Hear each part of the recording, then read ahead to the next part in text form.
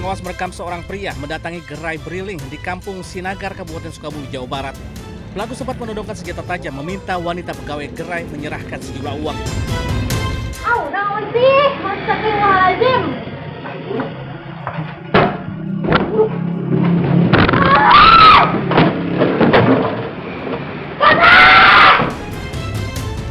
Namun aksinya tak berjalan mulus. Korban justru berteriak dan melawan sehingga terjadi keributan di dalam gerai. Pelaku pun akhirnya melarikan diri dengan sepeda motornya. Sementara korban yang masih syok segera menutup pintu untuk mengantisipasi pelaku kembali. Akibat kejadian tersebut, tangan korban terluka akibat terkena senjata tajam yang dibawa pelaku. Dia juga enggak yang begitu, cuman dia udah nyodorin senjata gitu. Jangan teriak. Terus jangan teriak, masukin uang. Oh gitu? Dia nyuruh masukin uang. Masukin uang. Kejadian perampokan tersebut telah dilaporkan korban ke polisi. Korban berharap petugas kepolisian lebih intens meningkatkan patroli agar kejadian serupa tak terulang kembali. Dari Sukabumi, Jawa Barat, Budi Setiawan, Anyus melaporkan.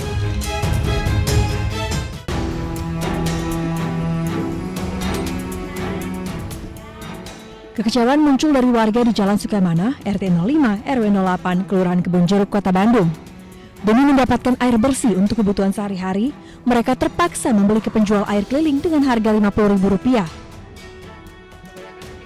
Padahal seharusnya mereka hanya tinggal menikmati air bersih dari PDAM Tirtawening yang setiap bulannya sudah dibayarkan secara rutin. Namun, sudah hampir 1 tahun tidak setetes pun air yang keluar dari pipa PDAM. Sementara untuk kebutuhan makan dan minum, warga terpaksa harus membeli air kemasan isi ulang. Berbagai keluhan hingga laporan resmi sudah dilayangkan ke pihak PDAM Tirtawening. Namun, tidak pernah ada tanggapan. Kondisi ini tentunya sangat merugikan warga. Bu, ini udah berapa lama, Bu, air nggak ngalir? Ya, kira setahun, Pak. Setahun? Ini air pakai PDAM? Iya. Tapi pembayaran terus-terusan, Bu? Iya, tiap bulan. Tetap bayar. Walaupun nggak ngalir? Iya. Terus alasannya kenapa katanya nggak ngalir-ngalir? Ya alasannya gitu aja, Pak. Cuman apa dibatas airnya berkurang katanya, Pak. Airnya berkurang tapi nggak ada kenyataannya? Iya. Tapi 2 hari sekali katanya. Tapi 2 hari sekali nggak ngocor gitu, Pak. Nggak ngocor juga? Saya udah 6 lebih. 6 bulan lebih? Ya. Ini air langganan PDAM? Ya, PDAM. PDAM. Pembayaran masih terus? Terus. Walaupun air nggak ngalir? Iya, ada gimana? Takutnya di stop. Di RW 8, ada 10 RT yang mengalami kondisi serupa.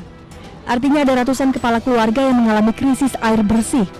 Warga berharap pemerintah bisa memberikan solusi di tengah kondisi ekonomi warga yang terpuruk.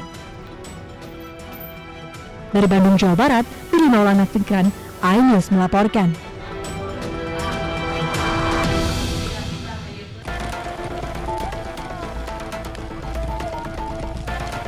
Kobaran api dengan cepat membakar lahan seluas 2 hektar di Kampung Babakan, Desa Munjul, Kabupaten Sukabumi, Jawa Barat. Kencangnya tiupan angin dan banyaknya rumput yang mengering membuat api kian membesar hingga mendekati pemukiman warga dan proyek jalan tol Bocimi. Petugas gabungan dari BPBD dan pemadam kebakaran diterjunkan ke lokasi untuk memadamkan api. Api padam 30 menit kemudian. Terkadang warga masyarakat itu yang akan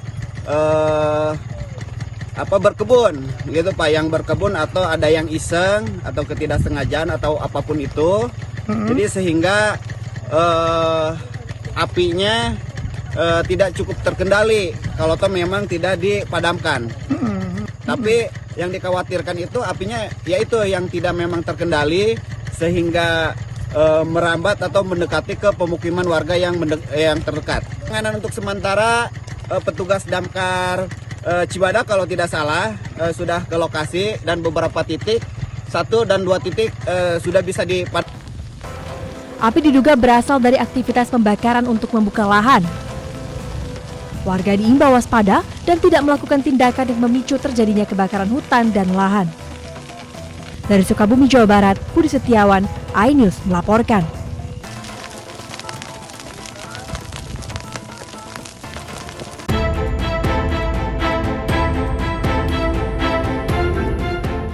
Berawal dari Femas Yani Arianto, usia 22 tahun, pemuda asal Madiun yang dilaporkan hilang saat berwisata di Korea Selatan, memang mengaku sama sekali tidak mengetahui keberangkatan anaknya ke luar negeri. Menurut si ibu, anaknya tersebut hanya berpamitan untuk pergi bekerja di Surabaya, Jawa Timur. Sementara itu, pemerintah Desa Batengan, Kecamatan Wungu, Kabupaten Madiun, membenarkan jika Femas warganya hilang di Korea Selatan dari media sosial. Pak, itu diketahui hilang, pihak lurahan tahunya dari mana, Pak? Kami tahu dari sosial media, dari TikTok, dari Facebook yang sudah beredar. Apakah ada keluarga mengadu ke kelurahan? Untuk sementara ini belum. Harapan saya semoga anak saya diparingi umur panjang, badannya sehat dimanapun dia berada. Saya doakan terus. Mungkin yang disampaikan ke putranya. Ya, jaga diri, hati-hati dimanapun. Soalnya saya tidak tahu di mana. Menurut Muatin, selama ini anak kedua dari 3 bersaudara tersebut tidak pernah meminta uang saku untuk keberangkatannya ke luar negeri.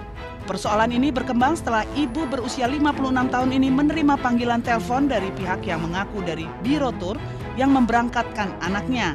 Ia lalu diminta menanggung kerugian puluhan juta rupiah akibat hilangnya Femas dari rombongan tur wisata di Korea Selatan.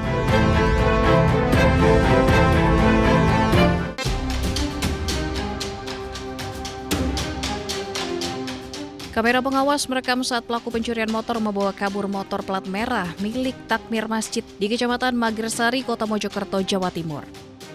Pelaku dengan mudah mencuri sepeda motor karena kunci masih menempel di sepeda motor. Pelaku berhasil ditangkap petugas Satreskrim Polres Mojokerto Kota saat berada di Kecamatan Prajurit Kulon, Kota Mojokerto. Pelaku merupakan residivis kasus pencurian yang telah 2 kali masuk lapas Mojokerto. Pelaku 4 kali mencuri di Kota Mojokerto.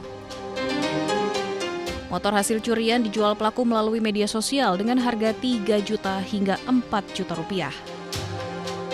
Kosannya itu di wilayah Jetis dan dia berputar di seputaran wilayah Les Padang, Kecamatan Gedek, alun-alun Mojokerto, dan wilayah Mojopahit hingga Jalan Brawijaya untuk mencari sasaran kendaraan yang memang sepi.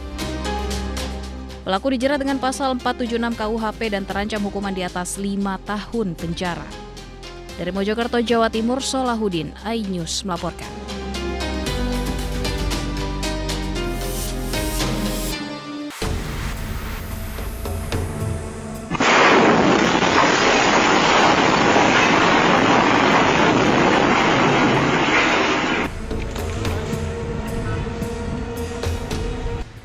Setelah 11 jam pencarian, tim SAR gabungan akhirnya berhasil mengevakuasi 1 korban ledakan rumah di Grand Polonia, Kota Medan, Sumatera Utara. Korban Jessica, istri dari pemilik rumah, dievakuasi di kamar mandi lantai 2 dalam kondisi meninggal dunia. Evakuasi tubuh korban yang terjepit reruntuhan bangunan setelah petugas mengarahkan alat berat.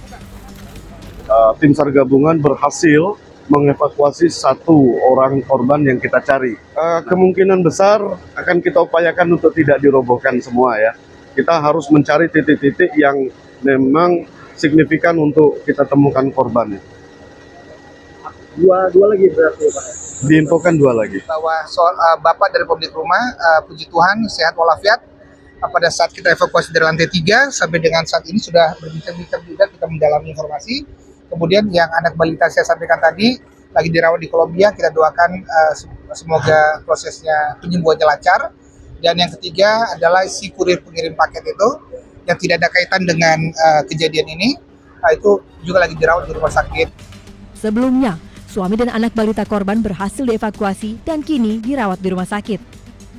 Petugas masih mencari 2 korban lainnya, yakni ART dan pengasuh anak yang masih terjebak reruntuhan. Senin sore, ledakan keras menghancurkan rumah mewah berlantai 2 di Komplek Perumahan Grand Polonia Medan, Kota Medan.